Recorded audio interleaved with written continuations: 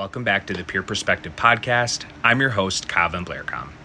And today we're bringing you another powerful conversation about recovery, resilience, and building community. In this episode, I sit down with my special guest, Kayla MacLellan.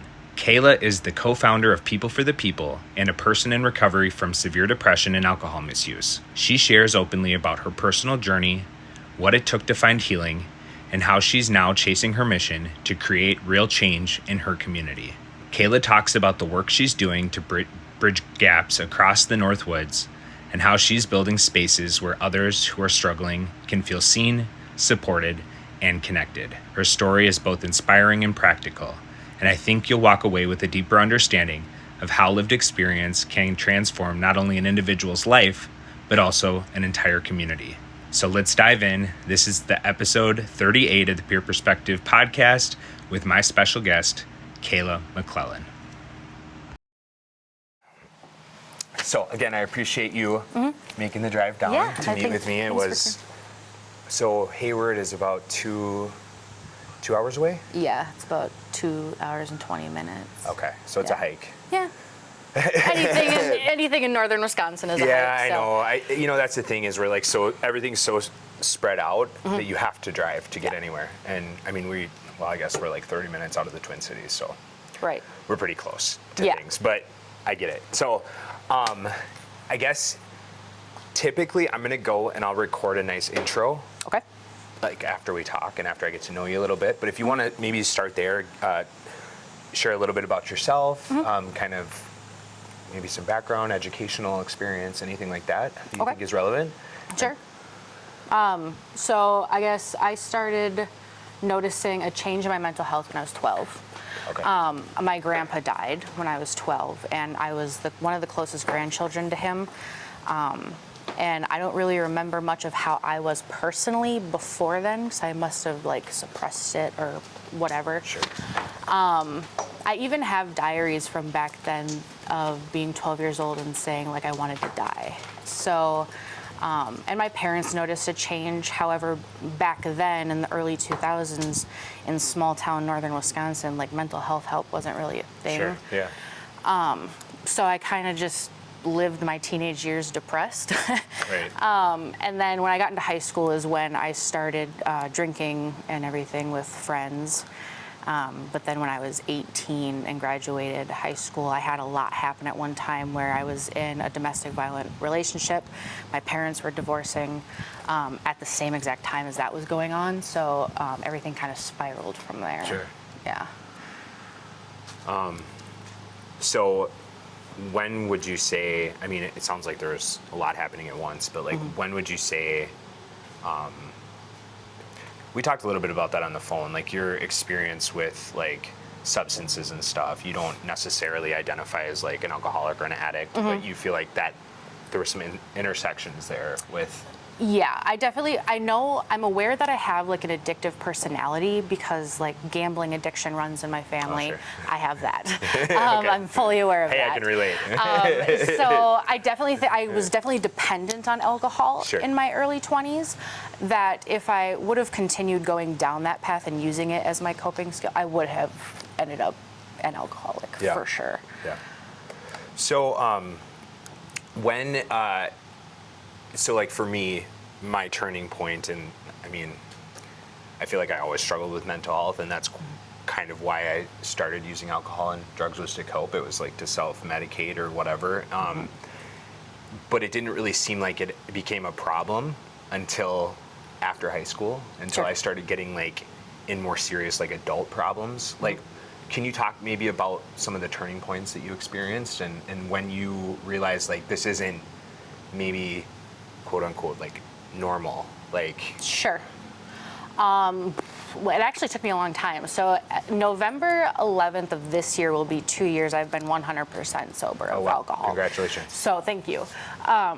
After I met my husband back in 2017, I was still going out and drinking, and I was using that as a way to deal with life and just get through. But what I was aware of at the same time, it was two different people inside my head of, one part of me was who I'm not really, but who I was when I was drinking. Sure. And then the real me didn't like what I was doing when I was drinking. I was not good to people. I would not put it past me to be unfaithful to my husband if I was drinking, Sure. and I was aware of that. So it was a decision in that sense of wanting to be a better person for him, on top of health things. So I actually have PCOS, so I can't have kids. So that was a hard thing too, where I stopped drinking, because obviously drinking and your body health and all of that stuff is not good, especially for trying for a kid. So I also stopped for that reason as well. And I had to Google it. PCOS? Yeah, maybe you could talk a little bit about what that is and what that means. Sure. Yeah. So PCOS, polycystic ovarian syndrome. So basically, my ovaries look like a bundle of grapes. They're all cysts that are just there, and they prevent me from having a monthly cycle and all that stuff. So I don't ovulate on my own. So we did try fertility treatments within the last couple years, but I also have hypertension, and so there's a lot that goes into it that I just came to the decision for my own health that I just couldn't continue with it. Yeah. So you add on my history of grief, issues with grief, and then things that keep happening even recently. Is still hard to get through. So Yeah. Was that something that, and I apologize, I'm trying to think of the best, was that something that you wanted, was children? Yeah. So I've always wanted to be a mom. I mean, that's something you have to grieve, essentially. Yep, I always wanted to be a mom. I was later than most girls my age. Kids nowadays, they're having their period 11, 12, right. But I was always later than everybody else, and there's family stuff with it too that was kind of known to have happened, but I didn't actually go in to see a doctor about it until I was 18, and then by that point, right. Yeah. Wow. So that's, can you talk a little bit about how, I think, if I remember correctly, you talked about depression and grief and all that. How does that look for you in your life? The drinking aside, how does that show up for you? I lose all motivation for anything. I don't care to keep in contact with my loved ones. I don't want to clean my house. I literally don't want to do anything but lay there and scroll my phone or sleep. When I was a teenager, that's what I did a lot, was sleep. And I was an only child, so I also didn't have siblings to share anything with. And my dad was probably the closest one to me, where he tried to do anything he could to help me, but his way of doing that was, because he was so out of touch with emotional things as well, of how he grew up. And now that I'm older, I can understand that. So it was always trying to, if I wanted something or to go somewhere, he would kind of spoil me, I guess you would say, and whatever. My mom, I grew up super Catholic. So her way of consoling me was just well, think of all the good things you have, or, basically making you feel like you have no reason to feel negative or which sad. Which can be really unhelpful. Oh my gosh. Here I am at 31, just dealing with that now. So I just don't have any care for life. But then on top of the depression part, I ended up developing anxiety when I was not late. I would say early 20s, when I was in that relationship on and off for 5 to 6 years. I started getting panic attacks. I was always sick. I thought I was losing control. I was suicidal for a very long time. During that time, I was at a low. So it's been a trip. Yeah, for sure. Yeah. How do you describe where you are in your recovery today? I would say I'm still working on it. Yeah. I'm definitely better off where I'm at. I feel stronger about going through situations that could trigger those old habits or feelings. Definitely still think about when things go wrong. Just life's hard in general. Yeah. And I always think about still how easy it would be just to give in and drink. Sure. Honestly, because it took everything away. I didn't care. And that was freeing, but also damaging. Yeah. But also building where I work now, I work at a community clinic where I actually work with behavioral health and recovery. And my coworkers, because they all have experiences also with mental health and recovery, building those connections and then learning about peer support, because we have peer support services at our clinic. Yeah. I feel way more supported today than I did, earlier on, where I don't worry about like relapsing or anything, but it is still like a thing to think about, Sure. Yeah. It doesn't go away, but I definitely feel stronger where I'm at, but still, in progress. Like working in the field, and I feel like you kind of get like free therapy every day, because you're around a bunch of people that get it, and that was a huge realization for me. Obviously in peer support, we get to talk about that. Yeah. But like finding out, working, in behavioral health with therapists and social workers and all this stuff, and you kind of see the other side of it, and they start sharing things with you about their past. Obviously the boundaries are different, but it's really cool kind of to see behind the curtain, I guess. Yeah. Well, and people too, what I've learned and what I struggled with up until this point, so I just started therapy this year. I've gone 30 years without getting any sort of professional help. Step. Yeah.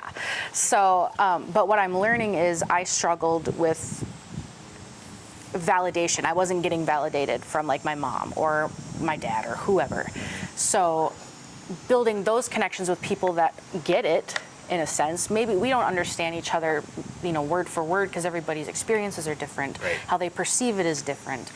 But just having someone to understand and just empathize with you and validate that, yeah, that sucks, or it's hard, or, that's huge. And I found that in the coworkers I have now. So would you say that was a reason why you went into therapy, or having that support?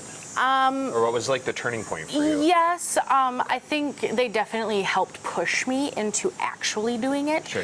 But I do know I thought about it, and like, especially when I was back having my panic attacks, back in like 2014, 15, I like knew that I probably should, but I just didn't. It was always coming down to money, insurance, shame, like, I don't know. It just didn't feel like I would have been supported in it, I guess. There's a beat. Yeah. So you finally kind of came to that realization that, this was something you were going to try out. How did that process look? Did you just like immediately find somebody and it was like a good fit? Like, how did you? Sure. So actually one of the therapists I work with at my work told me about a place up in Duluth, Harvest Moon, I believe is what it's called. She said to actually go request the owner of it. Her name is Corey. Okay. And I tried that. You go on their website and you like message and whatever, and I never heard anything back. So I scrolled through the page just to see who else maybe they had.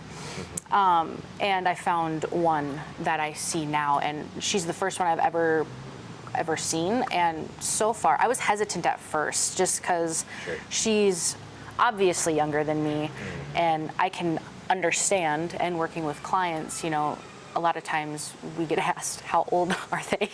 Because they don't, your idea of someone being older than you is they have more life experience and they understand, but that's not always the case. And I've learned that with my therapist.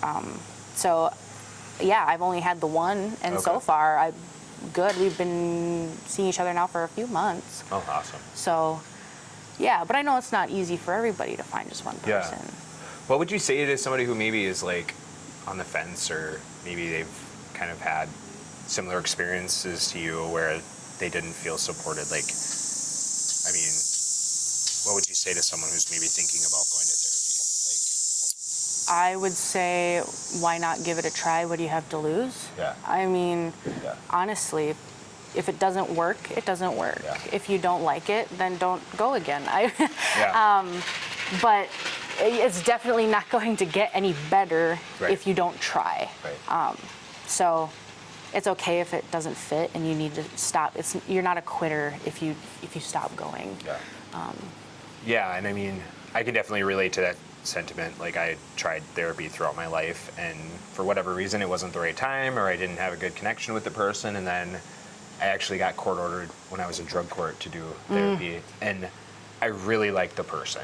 And it worked out great, and it was like the first time that I was like mandated to go. Sure. So it was kind of ironic that that's how that was the time it worked. But that's the time that, you know, and so I mean, I think I always tell people that, you know, that are maybe looking at therapy or whatever, that maybe it's just not the right fit, and if it doesn't feel right, try somebody else. So that's awesome. Can you talk a little bit about, well, I guess you did with your coworkers. It says, what role did peers, family, or community play in your healing process? Maybe talk a little bit about that. So where I actually work now, we provide peer support services, and the peer support specialist that we have at our location right now, I worked with at a previous place before this place. Okay. Where she wasn't a peer support specialist there. It was a totally different job. But, so I had already kind of built like a peer connection with her without even knowing like what peer support really was. Yeah. So that was really cool. So working with her, like being friends with her, I guess is what I would say. And even Kelly, who, you know, was the other co-founder of People for the People. She is a peer support specialist. I learned a lot from her about how peer support works. And it's something that I think is necessary, especially for those that are afraid to go into therapy, because a lot of times people just need someone to listen. Yeah. And peer support can provide that for you. Yeah, for sure. It's been a game changer for me. I didn't even know this existed until 3 years ago. You know what I mean? Okay, and sure. So, what inspires you to keep going on difficult days?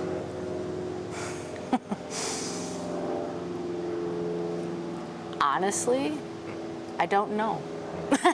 I don't know. Because so back to the whole suicidal thing. I don't think it's the right choice. Sure. But I can understand and empathize and not like it, because there's families that, like my mom is one of them, they call those that commit suicide or try or whatever as selfish, right? And I don't feel that way about it, because you don't understand what it's like unless you've been in that spot.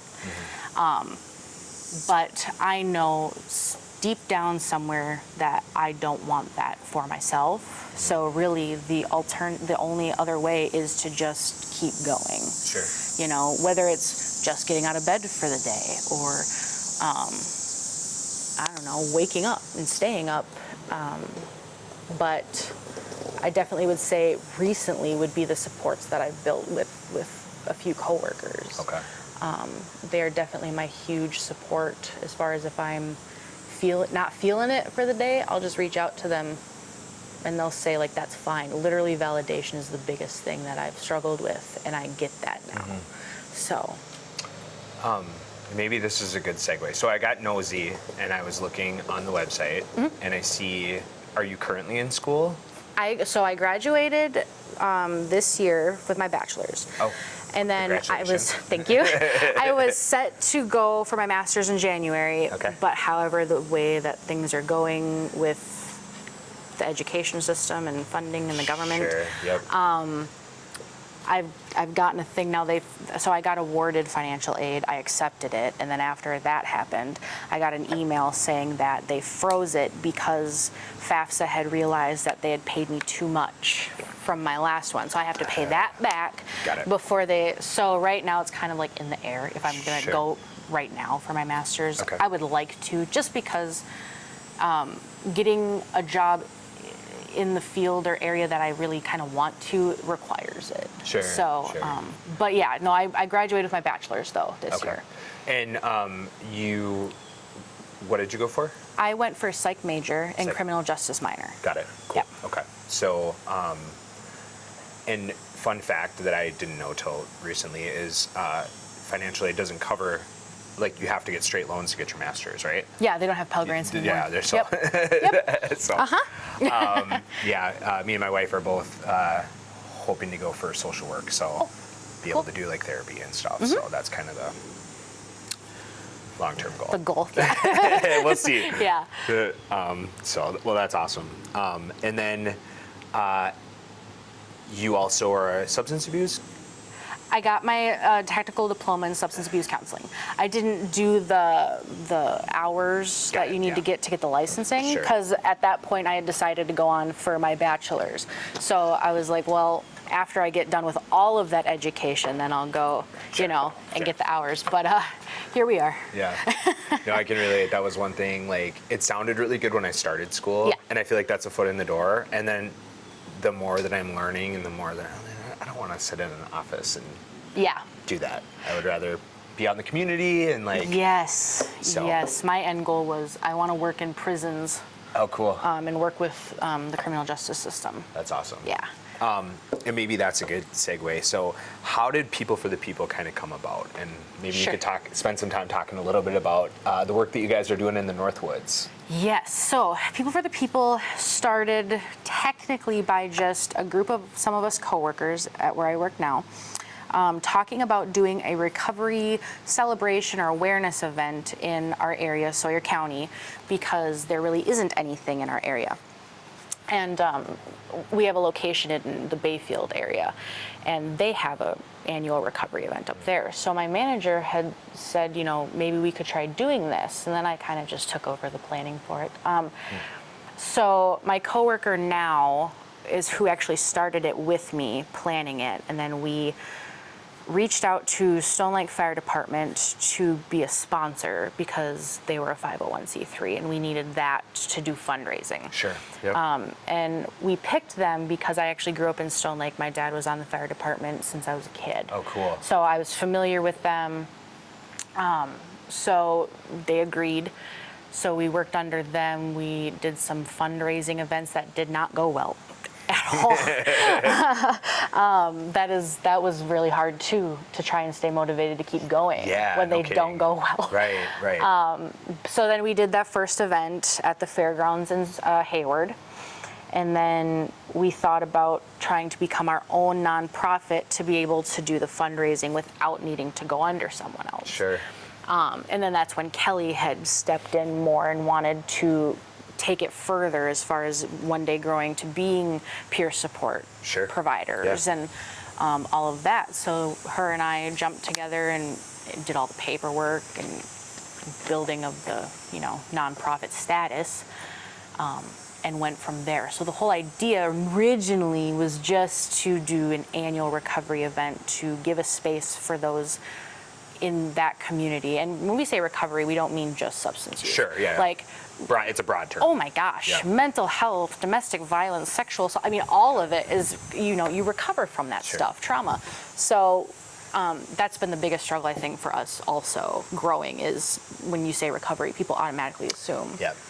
And so, so that's what we tried to do, was provide them a space where they could go feel seen, heard, and appreciated for no matter where they are in their journey. So it's awesome. And it's it's interesting how like the social media algorithms like connect you with other people that are like-minded, because that's aligns with kind of what I'm trying to do here. And we started a nonprofit, and kind of our journey is really filling in these gaps in our community. And you go across the border into Minnesota, which is resource rich, and there's a lot of things going on. And then you come across the border and it's just like nothing. Yeah. And I can only imagine going north or kind of outside of, we're still technically in this Twin Cities bubble, sitting here You're close in River enough. Falls. Yeah. So you can go across the border and, but a place like Hayward or farther into Wisconsin,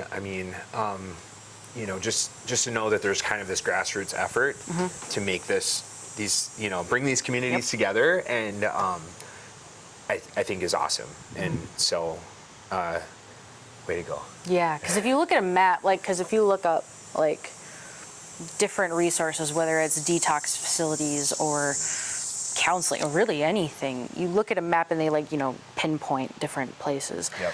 Obviously down south, the Madison, Green Bay, Right. Milwaukee area is loaded with Right. stuff, and they're more populated, sure. But there are still people in the northern part Right. that need help. There's a lot of people, and we kind of get left out.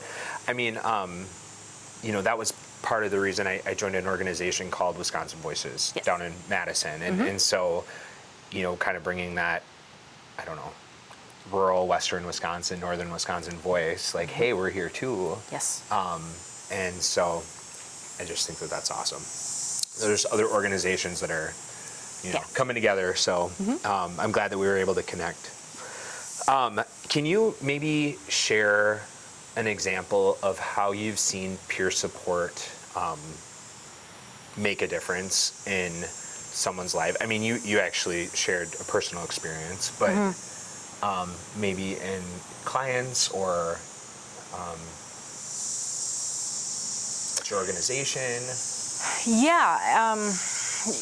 It's crazy working in a place that we're outpatient, but when you see them first come in, there's obviously those initial, a lot of times too, people are mandated to come in. And when you're mandated, you don't want to do it, right? You're just doing it to, appease the requirements. But seeing them first come in and, where they're at, maybe they've hit rock bottom. They have no housing. They have no job. They have nothing. And they've lost connections with their family or burned bridges with any loved ones they've had. They come in, and if they have connected with our peer support, I've seen some people, they come in and say how they've, they got this job now, and they're super excited. Like you see their light turn back on. Their spark, basically, for life. And that's really, it's overwhelming sometimes, because some of these people, you see them at a really low spot. And you don't know if they're going to make it, but if they connect with us and our peer support services, and then seeing how far they come, even as, even if it's a transitional facility or a halfway house or whatever, that's still a huge step for someone, if they don't have anything. So just seeing people's spark come back and their zest for life come back. That's pretty incredible to see that, and we get this front row seat. I mean, anybody in the helping field, Oh yeah. You get to see that. It's pretty cool. So, what do you see are the biggest barriers for folks in your area seeking help or seeking recovery? Transportation's definitely a huge one. One. Can you talk a little bit about that? Why that's such a barrier for people? Sure. Well, I think there's a lot of factors to it. So, for instance, the medical transportation, like MTM and stuff like that. Yep. Great idea. Great idea. Nothing on that. But in theory. Yeah. It's great. Yeah. The whole idea of it is great. However, it doesn't always work out that way. Yep.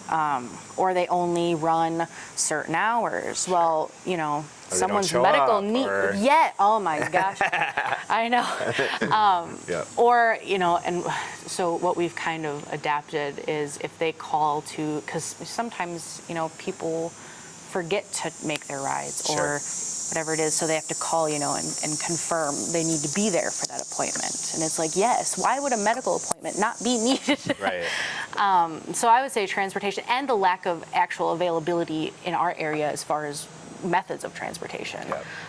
We have a bus system in Hayward, Sawyer County, but they have set routes and times. So we'll have people have to arrive an hour early and have to sit there because, that's the only time they could get there. So it's just inconsistent as far as availability. Yeah, we can relate a lot to that in our area. Our problem is more, so the county seat is in one city, and then the Human Service Department is in another, separated by 20 miles. Sure. And then we're kind of in River Falls is the university. And so it's all spread out, and there's 15, 20 miles between each community. Sure. And then you got to get from point A to point B. There's not anything that connects them. So if you don't have a car, you know, and not to mention the pressures from court or from, Oh you my know, you got to gosh. go and drug test 3 days a week. Yep. So that's what we run into. Luckily, you know, our program with peer support, we're able to help with a lot of those things. Some communities don't have that. So it's interesting to hear that other communities are kind of faced with a similar. Yeah, it's a huge. I actually went to so I technically live in Washburn County, but I work in Sawyer County. Okay. And I am more familiar with Washburn County. And what communities are in Washburn? Washburn would be Shell Lake, Spooner, Okay. Minong. Got it. So because my dad actually worked in Washburn County at the sheriff's department. Okay. So that's how Got I it. know a lot of like Sure. ins and outs of like behind the scenes stuff with their communities. But we went to I can't remember the name of it off the top of my head, but they did a meeting basically where different organizations in the county, like the food pantry, there's Embrace came and stuff like that, and they had different tables set up where you talked about different needs that our community needed, like transportation, food. I joined the miscellaneous type of stuff. And transportation, I mean, that's just a huge one in general. Yeah, I think anywhere I in get this it. area, you know, unless you're in like a city like Minneapolis or Madison, where you have taxis, buses, trains. Uber, yeah. Yeah. Yep. I don't think we have Uber in Hayward. Yeah. Yeah. So, you know, we got people walking for miles or riding bikes, and which, I mean, whatever, you do what you gotta do You're right. to get there. Yep. That's right. I've done more for drugs. I mean, Oh, yeah. I'm sure a lot of people share the same thing. But your brain though, your reward circuit, right. you know, led you to that. Yep. Whereas the idea of like going and getting your I get to pee in a cup. yeah. Woo! Yeah. Like, who wants to do that? That's awesome. I mean, yeah, and it's great that communities are having those conversations. So, Yeah. And I feel, you know, that's the part that keeps me going is I have seen it shift, at least in our community, where people are willing to like come to the table and have those conversations, and a lot of times they're not an easy fix for it, right? Oh, God, no. You know, that's one thing about like going to school is I see that there's, you know, you on the receiving end, I don't think I ever realized like, oh yeah, somebody has to like pay for some of this stuff. And so being on the back end and seeing like this stuff costs a lot of money. It's like, how do we pay for it? So it just, it's refreshing to see that the people that can make the changes are at the table, you know, in a lot of these conversations. So, Yeah. So what do you see as like the future for People for the People? Like, you talked about having events and, you know, potentially starting like peer services. What do you see as like the future? What are you guys working towards? Well, obviously that's kind of changed a little bit now. Sure. So overall, the general idea was to grow and be able to have a community space where people could go and just either hang out and just have a space to chill and get away from everything, or build connections with other people that are there. Sure. Kelly had the idea of doing a mocktail bar, 'cause she likes the idea of like having the feel of doing like normal activities that everybody else does around us without the actual harmful effects. Yeah. We'll see how that goes now. I'm not entirely sure. What I do know I want to do is we continue doing, like we did Muskie Fest. We had a booth at Muskie Fest this year in Hayward. And reaching out and connecting with community members in that way. Encouraging them to come and see us and just talk with us and open up if they want to about anything they're struggling with and feel seen and heard. That's our biggest thing, is building those connections. So, and then I would like to, because this is our second year doing the recovery event in September, which is National Recovery Month. I would like to do one like in the Mental Health Awareness Month, kind of make, because again, breaking that recovery assumption of just substance use is hard. Yep. So trying to do multiple events where giving people the opportunity to do that. We tried doing them in different locations. We have found that Hayward and the Sawyer County area is very, very tough to get through. So that is just what it is, and I don't know. So Washburn is going to be our probably main focus right now. Sure. Until we can kind of build up a strength in that community to be able to tackle the other ones. Yeah, I mean, growing these initiatives can be difficult, and for a lot of reasons. And so I share that, like, I have no idea what I'm doing some days. Like, it just, you figure it out as you go, and it's like trial and error, and you just try to show up despite, the curveballs that get thrown at you, Well, and you can't go wrong for trying. Right. Even if you don't know what you're doing and you have good intentions behind it, that's the biggest thing, and the real people are going to acknowledge that. Yeah. It's interesting, like, every time I have these conversations, I always, like, I feel like it's, I don't know, the universe or whatever, like, because I've felt like this pressure, right? And, I'm the type of person, I'm like ADHD, and I start a lot of different projects, and I've really done the work to, like, try to, stay with it and see it through and all those things, but, like, I've just been feeling like, do I want to do any of this stuff anymore? I get it. I get it. But then, I hear somebody who, like, has some of the same struggles. I mean, I've struggled with depression and stuff my entire life, and, like, that, some days I'm just like, I just want to sleep. Yes. I don't want to do anything today. I don't want to talk to anybody. I just want to, like, turn my phone off. And so, so hearing that, I mean, this is exactly what peer support is just feeling like you're not the only person that's going through that. And also being able to give myself some credit, like, that's normal. Like, this is just the reality of the world that we're living in. And I think that's the hardest part, actually, like, is validating yourself. Sure, yeah. Because, depending on how everybody else was in your life, like mine, where I didn't get that validation. Yeah. So now even today, because, like, I could sit here and validate you left and right, no problem. Yeah. But then when it's something regarding myself, I'm like, but no. Right. So it's really...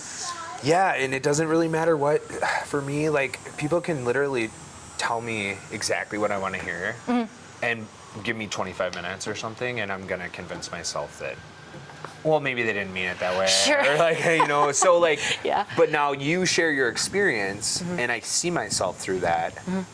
I can, like, accept that, if that makes sense. Sure, yeah. You know what I mean? So it's, anyway, I don't know if I'm making sense. We'll find out when I watch this. I get it. Yeah, okay. Awesome. Well, I guess, what would you say to someone who feels like recovery or healing is, like, out of reach for them?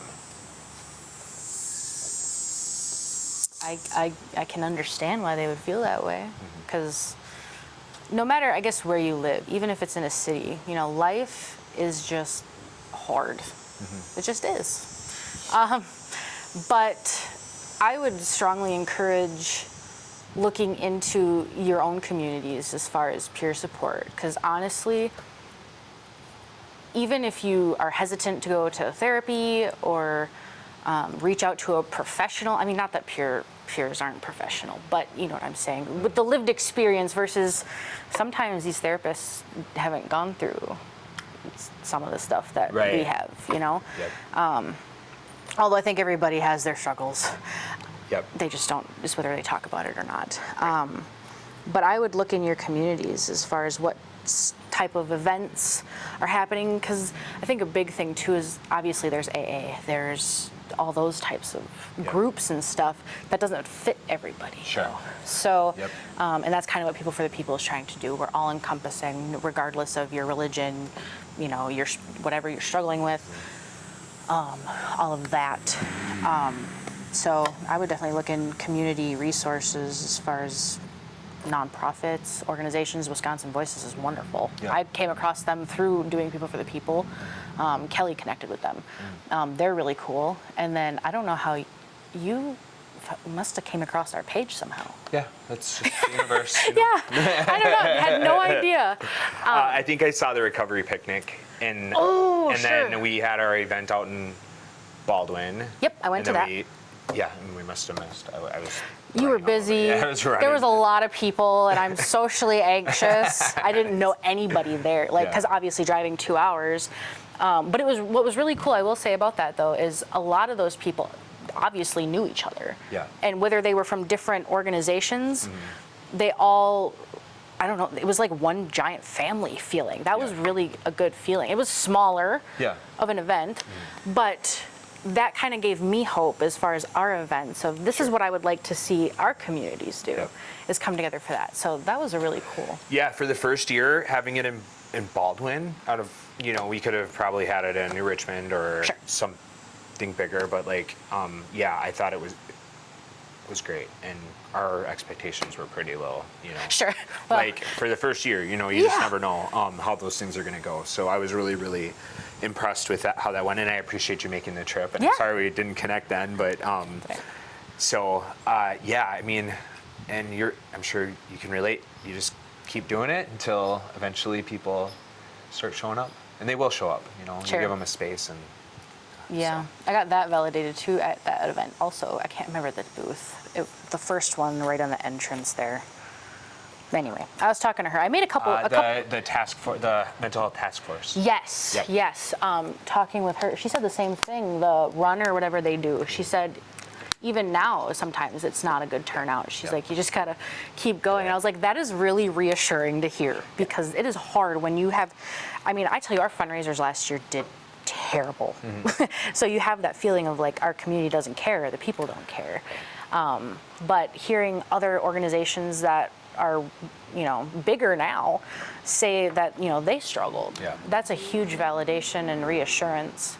I also connected with the booth that had the overdose prevention kits. Yes, thank you. I don't know how I remember all these, but I do. Hopefully I will someday.